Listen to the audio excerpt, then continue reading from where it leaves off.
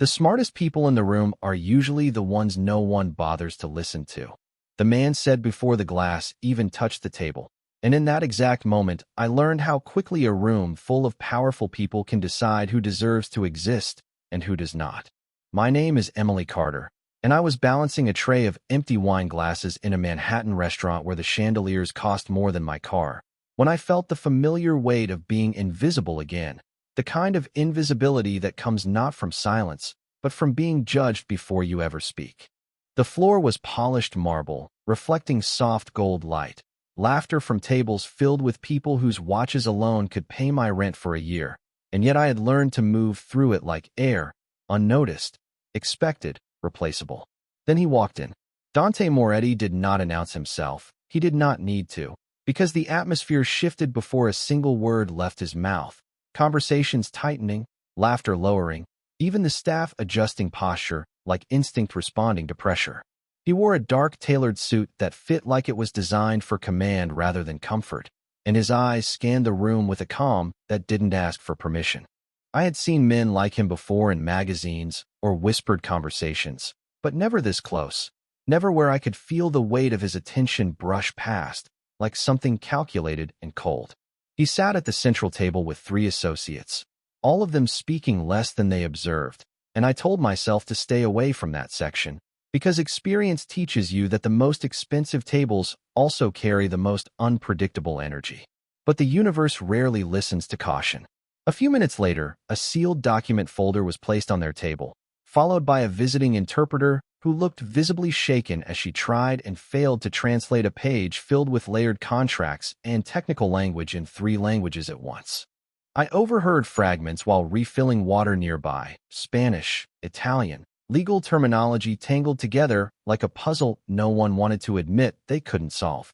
Dante's gaze shifted, not urgently, not loudly, but directly, as if the problem itself had already chosen a target, and that target was now me.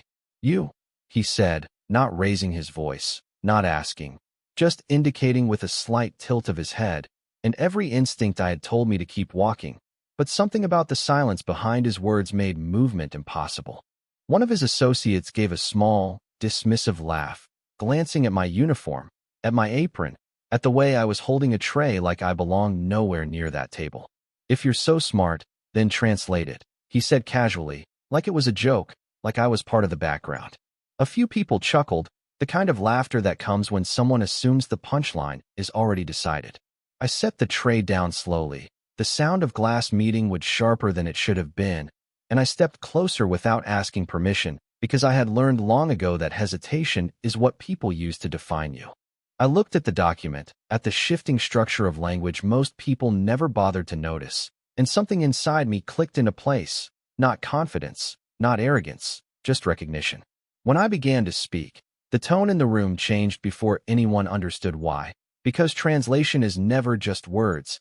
It is alignment of intent, of meaning, of truth hidden inside structure, and as I moved through sentence after sentence, the smirk on Dante Moretti's face slowly disappeared, replaced by something that did not belong there at all, uncertainty. The room did not react immediately, not because they did not understand what I had done, but because people like that always need a few seconds to accept that something they dismissed is suddenly standing in front of them as undeniable reality. I finished the last sentence of the document calmly, placed it back on the table, and stepped away as if nothing unusual had happened, as if I had not just shifted the balance of attention in a room that was never supposed to notice me. My hands were steady, but my chest carried a strange pressure, the kind that comes after you realize you have crossed an invisible line without planning to. I returned to the service station, picked up my tray, and told myself to disappear again into the rhythm of work, because survival in places like this depends on knowing when not to exist too loudly. But I could feel it now, the shift in energy behind me, subtle but undeniable, like a quiet recalculation happening across the room.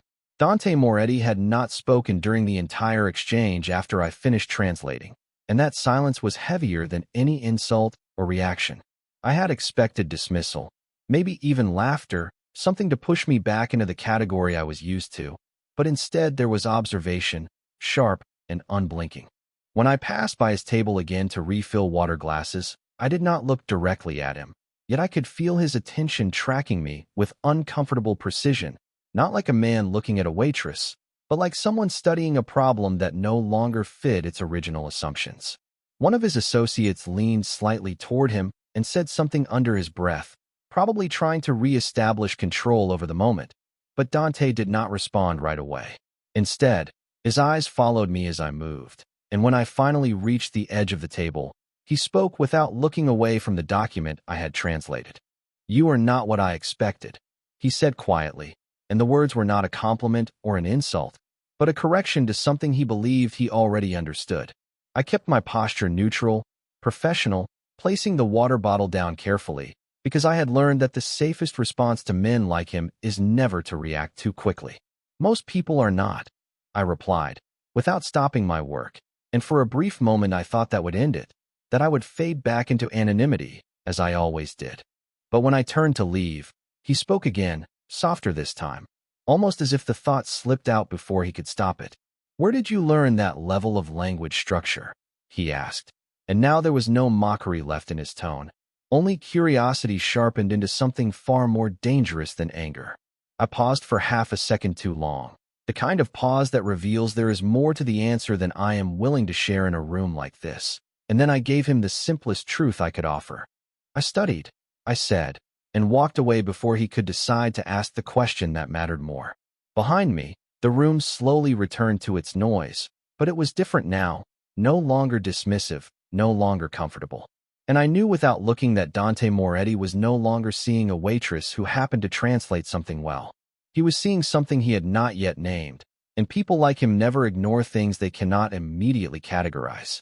By the time the dining room settled back into its normal rhythm, I had already convinced myself that nothing had truly changed, that moments like that always dissolve once people return to their own conversations, their own importance.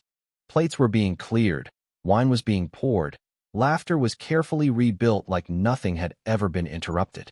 That was the rule in places like this: erase anything that does not fit the narrative of control. I kept moving between tables, repeating the same gestures I always did, but I could feel it now, a subtle difference in the air whenever I passed near Dante Moretti's table, like gravity had shifted slightly in his direction and I had been caught in its pull. When I approached again to collect empty glasses, I noticed he was no longer speaking with his associates. Instead, he was watching me with a level of focus that felt almost misplaced in a room designed for distraction. His hand rested near the edge of the table, fingers still, as if even small movements had become unnecessary.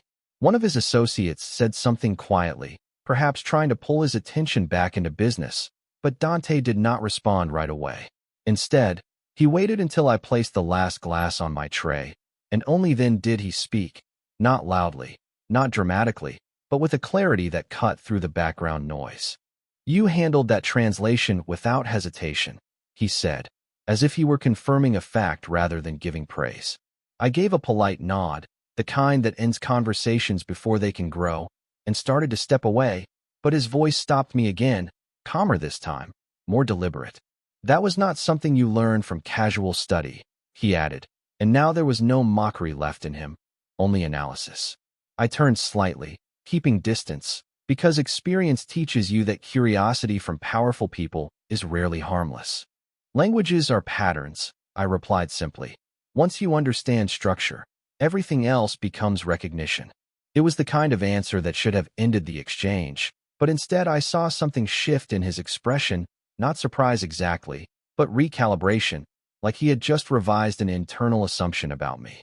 For a few seconds he said nothing, and in that silence I became aware of how rare it was for someone like him to be silent at all. People like Dante Moretti lived in worlds where answers came quickly, where authority replaced uncertainty, yet now he was looking at me like I had introduced uncertainty into his environment.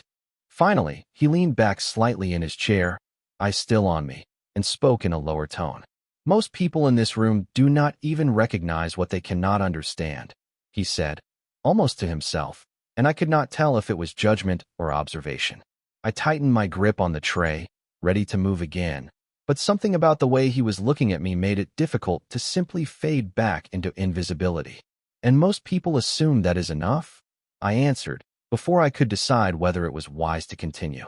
That earned a pause from him, a small one, but noticeable, like a door had briefly opened in a space that was usually sealed.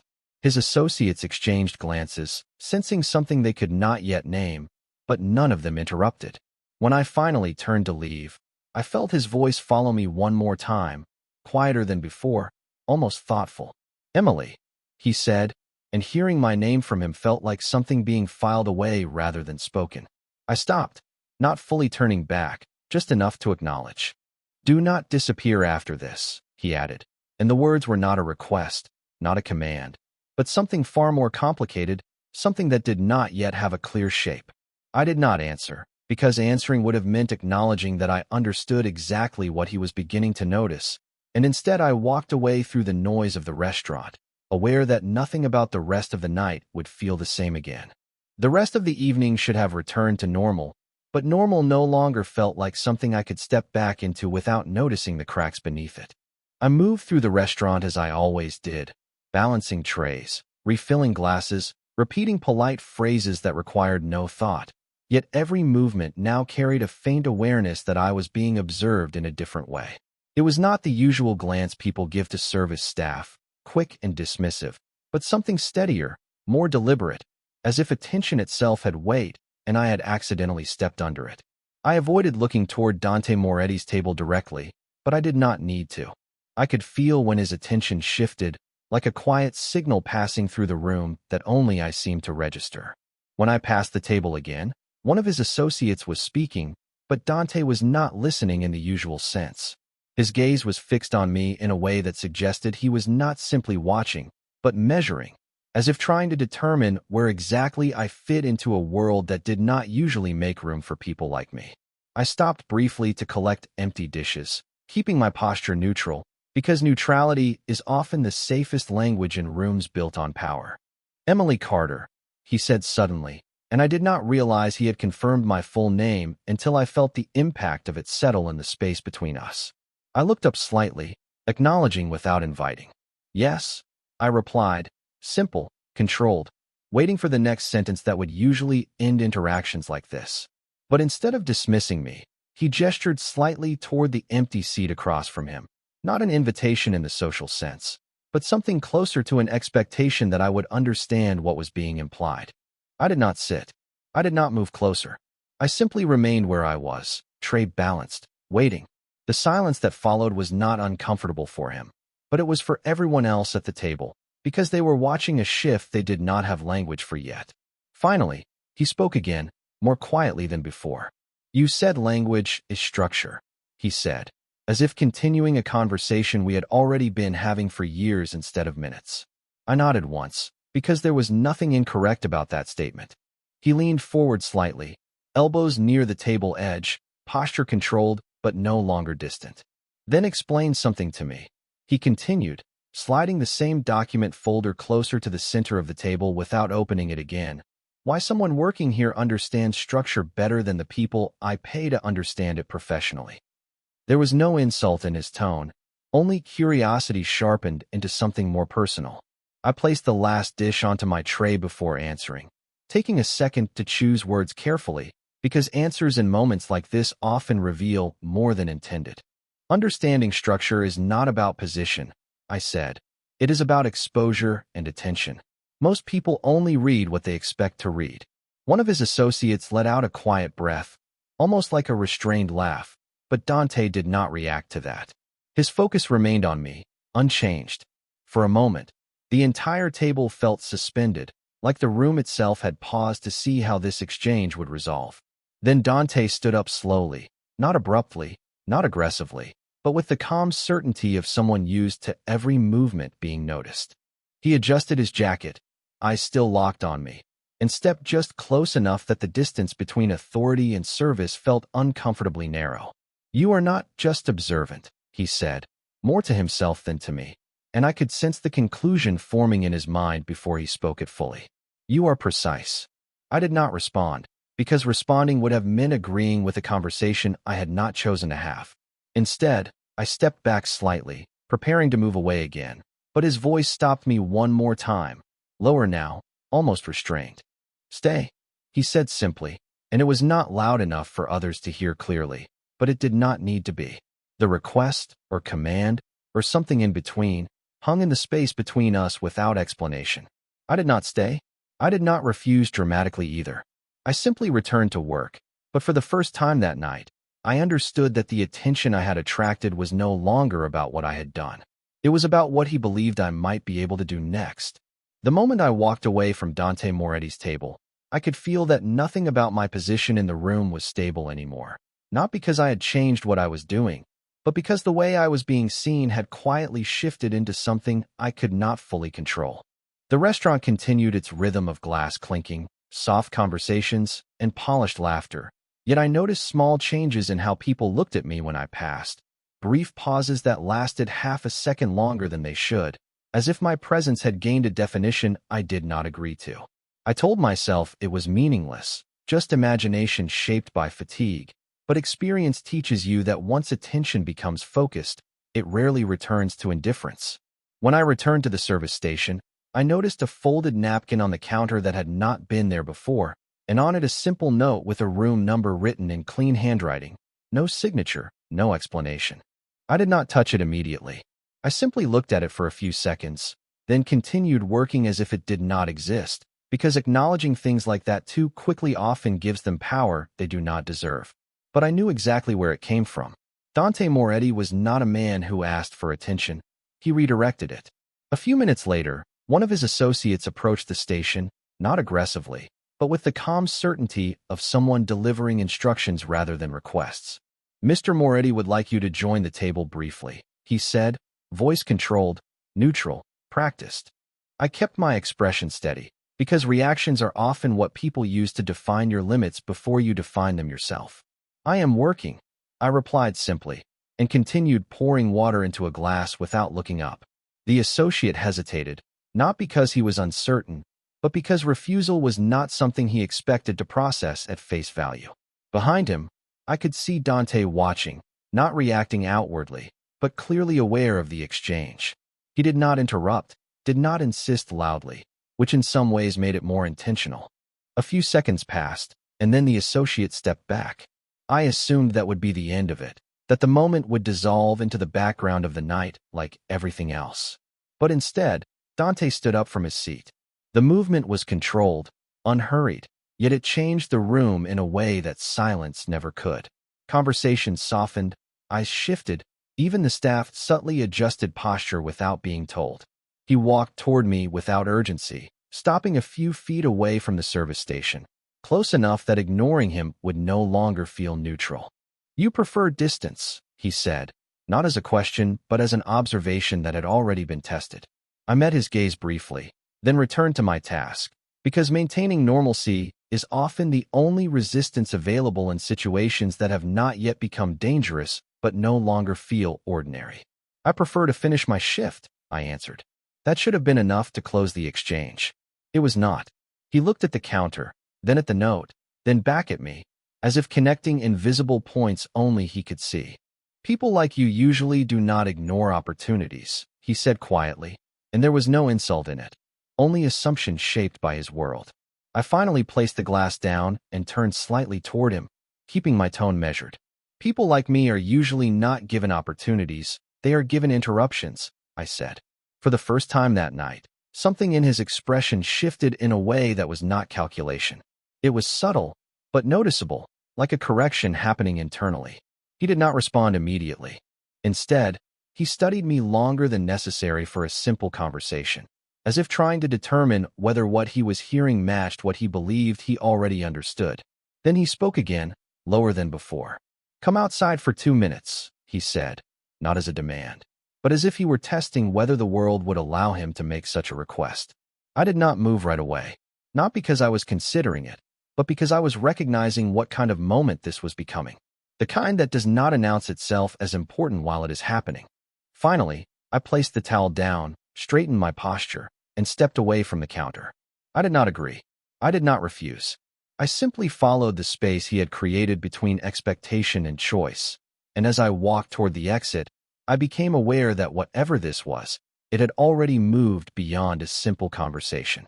The moment I stepped through the side exit, The noise of the restaurant faded behind me like a world being turned down rather than shut off, replaced by the cooler air of the Manhattan night that carried the faint scent of rain on concrete and distant traffic moving along Fifth Avenue.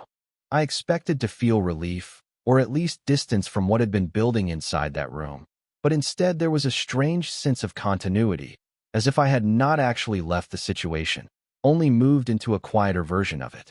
Dante Moretti was already outside. He was standing a few feet from the entrance, not leaning, not pacing, simply waiting in a way that suggested waiting was not something that happened to him, but something he controlled. The streetlights above cast soft reflections on the pavement, and for a moment I became aware of how removed this setting was from my usual reality, from the service trays and constant motion I was used to. He turned slightly when I appeared, acknowledging my presence without surprise, as if he had been certain I would follow the request even if I had not agreed to it. "You came," he said simply, and there was no emphasis in the words, just confirmation. I stopped at a respectful distance, keeping my posture neutral, because proximity often creates assumptions I was not willing to accept. "You asked," I replied, equally simple, because clarity was safer than interpretation. He studied me for a moment, then glanced briefly back toward the restaurant entrance before returning his attention to me. "Most people would have ignored that request," he said. I adjusted my grip on the edge of my apron, grounding myself in something familiar. "Most people do not work in places where ignoring requests is a luxury," I answered. That line seemed to pause him, not in offense, but in reconsideration, as if it had introduced a variable he had not included in his initial assessment of me. A few seconds passed where neither of us spoke, and in that silence I became acutely aware that this conversation was not casual for him, even if he was trying to present it that way. Finally, he nodded slightly, as if acknowledging something internal rather than external. "You handled that translation earlier without hesitation," he said again, returning to the earlier moment as if it had remained unresolved in his mind. I exhaled quietly, keeping my tone controlled. "It was not complicated," I replied. He tilted his head slightly, studying me in a way that felt less like evaluation and more like recalibration. "That is not what most people would say about it," he responded. I met his gaze briefly, then looked away toward the street, because sustained eye contact in moments like this often creates an unnecessary sense of engagement. "Most people do not deal with complexity unless they are forced to," I said. That answer seemed to land differently than the others, not because it was impressive, but because it was consistent. He did not respond immediately. Instead, he looked past me toward the movement of traffic, then back again, as if connecting patterns I could not see. When he spoke again, his voice lowered slightly. "What is your background, Emily Carter?" he asked, and this time the question carried weight that was no longer abstract. I hesitated for only a fraction of a second, because answering that question fully in a situation like this would be a mistake, and I had learned long ago how to measure what is safe to reveal. "I have a background in languages and communication," I said carefully. It was true, but not complete, and he seemed to recognize that immediately. He did not press further, but the fact that he did not press felt more significant than pressure itself. Instead, he stepped slightly to the side, giving himself a clearer line of sight to me, and said something that shifted the tone of everything that had happened so far. "I do not usually make mistakes in reading people," he said quietly, "but I think I may have miscategorized you." The word categorized lingered in the air longer than it should have, because it implied that I had already been placed somewhere in his mind before this conversation even began. I kept my expression steady, though internally I recognized the implication for what it was. "People are not categories," I replied simply. He looked at me for a long moment after that, and for the first time since the conversation began, there was no immediate response. The street around us continued moving, taxis passing, distant voices blending into the background, but between us there was a stillness that felt intentional rather than accidental. Finally, he spoke again, softer than before. "That is exactly why I wanted you to come outside," he said, and the statement was not explained further, because it did not need to be. Whatever this was becoming, it was no longer about a translation inside a restaurant. It was about recognition, and neither of us had yet decided what to do with it. For a moment after his last words, the space between us felt heavier than before, not because anything had physically changed, but because something unspoken had begun to take shape in the silence that followed. Dante Moretti did not move right away, and neither did I, because there are pauses in conversation that are no longer about language, but about decision. The street behind us continued its normal rhythm, cars passing, distant voices blending into the city noise, yet none of it reached the space we were occupying. I became aware of how unusual it was for someone like him to stand still without purpose, without movement toward control or conclusion. Finally, he shifted slightly, placing one hand into his pocket, posture relaxed but attention still fully directed at me.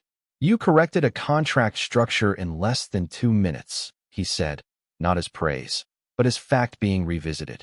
I kept my voice even, because accepting or rejecting observation too strongly often reveals more than necessary.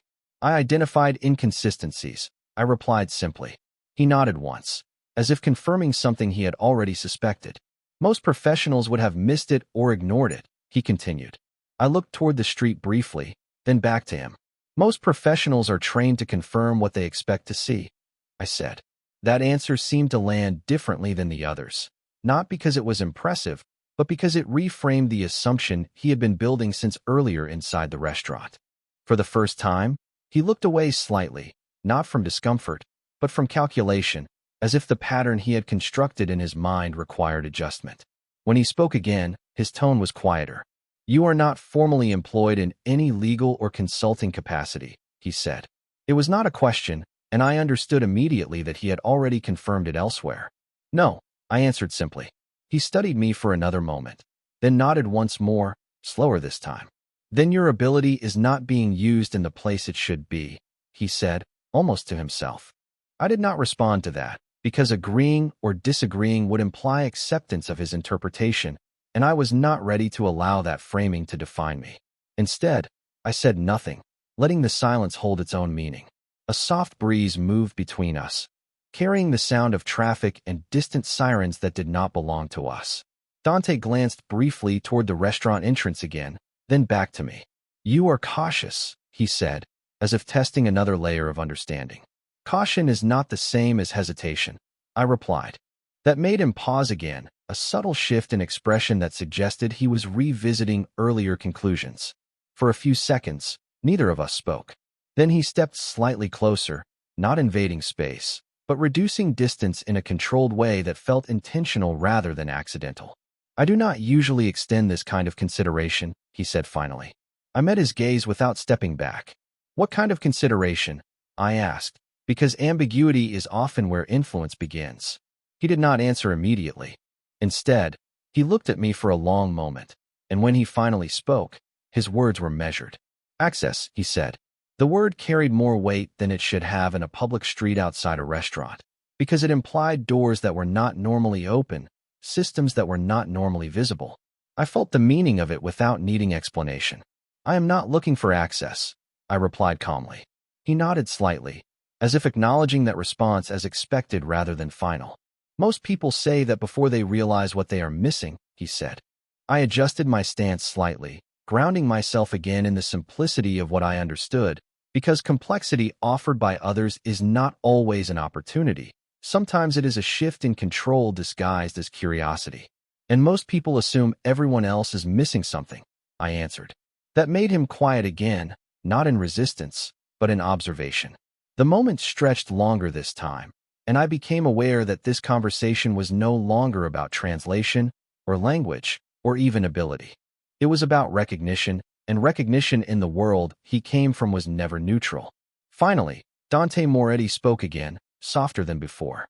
"I am not finished understanding you," he said. There was no threat in it, no pressure, only certainty. I held his gaze for a brief moment, then looked toward the street, because some acknowledgments do not require agreement to exist. "Understanding is not something you can take," I said quietly. He did not respond immediately, and in that silence I understood that whatever had begun between us had already moved beyond the boundaries of coincidence. It is something neither of us had fully defined yet. The silence after his last statement did not end. It simply changed form, becoming less like a pause in conversation and more like a space where decisions were being made without words. I noticed that Dante Moretti no longer seemed focused on whether I would respond in the way he expected, but instead on observing how I chose not to respond. That distinction mattered in a way I could feel, but not fully define. The city behind us continued moving in its usual rhythm, yet the distance between us felt isolated from it, as if the street itself had narrowed into something smaller and more contained. Finally, he reached into the inside pocket of his jacket, a movement calm and deliberate, and for a brief moment I expected something formal, something transactional, but instead he produced a simple business card. It was black with minimal design, no unnecessary details, only a name and a number printed with precise clarity. He did not extend it immediately. He simply held it between us, as if waiting to see whether I would step forward to accept what he was offering or remain where I was. "I do not extend this to many people," he said quietly, and the way he spoke made it clear that the statement was not meant to elevate the gesture, but to define its rarity. I looked at the card without moving closer.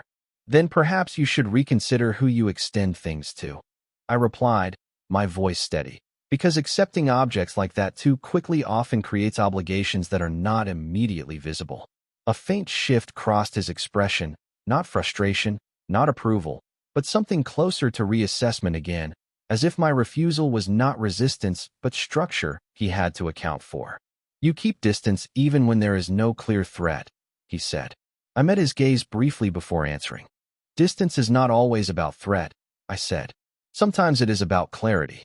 That made him pause in a way that was different from before, longer, more thoughtful, as if clarity was a concept he understood intellectually but did not often encounter in practice.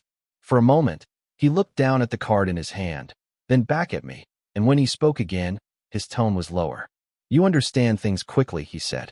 "That is not common in my environment." I adjusted my posture slightly, feeling the weight of the conversation settle into something more defined, though still not fully named. "Your environment is not my responsibility," I replied calmly. The statement was not meant to provoke, but it created a quiet shift between us again, because it re-established boundaries in a conversation that had been slowly eroding them. Dante did not react outwardly, but I could see that he registered it completely. He placed the card on the edge of a nearby surface instead of handing it directly to me, a subtle adjustment that acknowledged my refusal without challenging it. "Then consider it unnecessary information," he said. I looked at the card for a moment longer, not because I was reconsidering, but because I was acknowledging what it represented beyond its physical form. Access, as he had said earlier, but also invitation into a structure I had not agreed to enter. Finally, I stepped slightly back, creating more distance than before, and spoke evenly. "Unnecessary information still requires a decision to engage with it," I said. For the first time that night, he gave a small, almost imperceptible nod, not in agreement, but in recognition of the logic. The sound of a passing car filled the brief silence that followed, and when it faded, the space between us felt different again, no longer purely observational, but something closer to unresolved continuity. Dante looked at me for a long moment, then spoke one final sentence, quieter than all the others. "Most people do not refuse that easily," he said.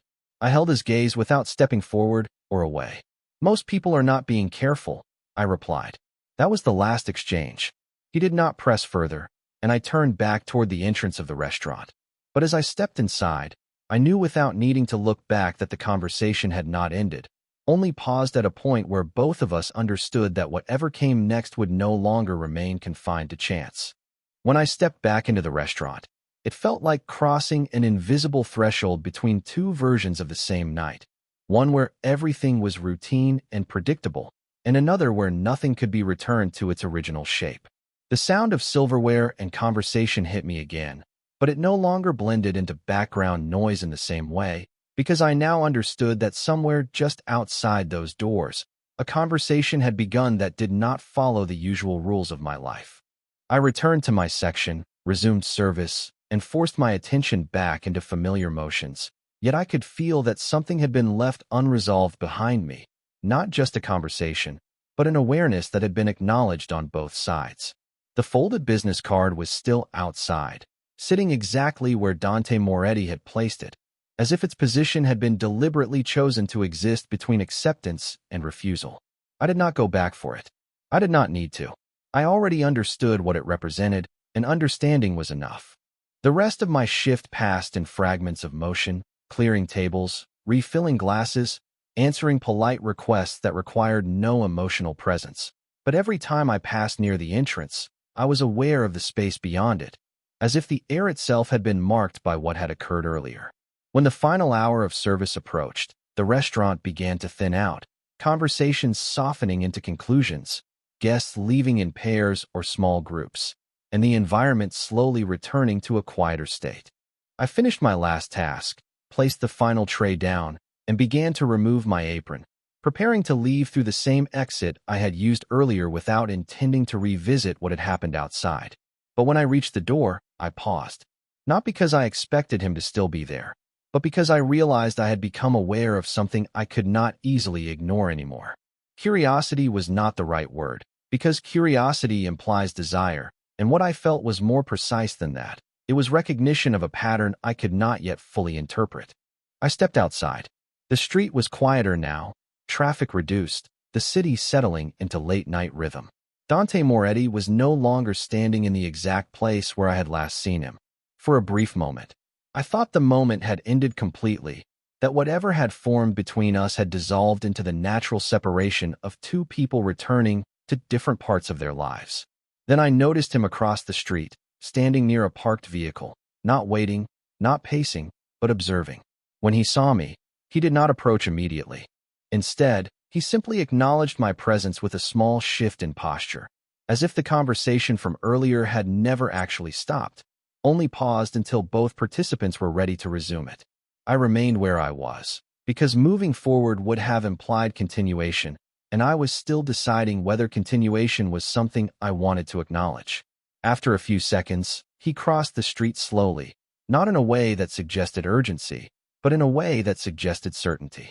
When he stopped in front of me, there was no repetition of earlier questions, no continuation of previous arguments. Instead, there was a different kind of silence, one that felt more final than anything we had exchanged before. "You did not take the card," he said simply. It was not a question, just an observation. I met his gaze directly. "I did not need to," I replied. He studied me for a moment, then nodded slightly, as if confirming something internal rather than external. "Most people interpret that as dismissal," he said. I adjusted my posture slightly, maintaining calm control over the space between us. "Most people assume everything is an invitation or a rejection," I said. That made him pause again, longer this time, as if the framework he was using to interpret interactions was being subtly challenged. Finally, he spoke again, quieter than before. "Then what was it?" he asked, "from your perspective?" I considered the question carefully, because answering it truthfully required acknowledging something I had not yet fully defined for myself. "It was information," I said at last. "Nothing more, nothing less." He did not respond immediately, and in that silence I became aware that this was the first moment the exchange had no direction toward resolution. There was no demand, no refusal, no negotiation. Only recognition that something had been observed by both sides. Dante looked at me for a long time, then slightly inclined his head, a gesture that did not belong to either agreement or disagreement, but to understanding. "Information," he repeated quietly, as if storing the word for later use. Then, after a pause, he added, "We will continue this." I did not answer, because agreement would imply intention, and refusal would imply fear, and neither accurately described what I felt in that moment. Instead, I simply held his gaze for a brief second longer, then turned and walked away into the night, aware that whatever had begun inside a restaurant filled with noise had now moved into something far quieter and far more permanent in its uncertainty.